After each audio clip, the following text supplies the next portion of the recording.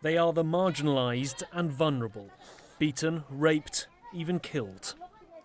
But the Rohingya refugees fleeing Myanmar are just one part of the staggering numbers affected.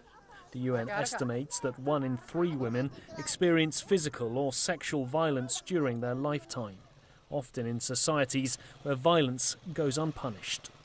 The fact that there are 1 billion women suffering violence is because there's no sanctions. So men keep doing it.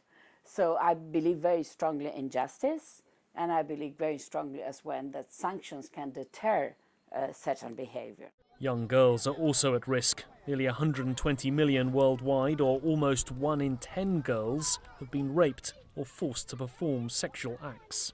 One of the things that we do is to work with women and children to identify those areas in their communities where they feel most at risk, where they don't feel safe. In many communities, girls and women walk long distances to fetch water for their families, and there are times when that journey puts them at risk. The UN headquarters in New York marked the International Day with a special meeting. It comes off the back of recent abuse allegations in the US against celebrities, politicians and journalists. The recent emergence of reports detailing sexual harassment in the workplace from many organizations and institutions worldwide shows how pervasive this form of sexual violence is. I have stressed a zero-tolerance policy towards sexual harassment at the United Nations. But the UN itself has struggled with sexual abuse and exploitation.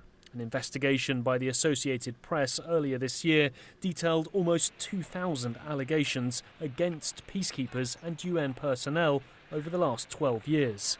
The UN has no jurisdiction over peacekeepers, and alleged perpetrators often go unpunished. By having a single dedicated day, the UN hopes to galvanise support, raise awareness and encourage governments and societies around the world to stop violence against women and children. But it says until the root cause of gender inequality is addressed, the problems and the violence will remain. Nick Harper, CGTN, New York.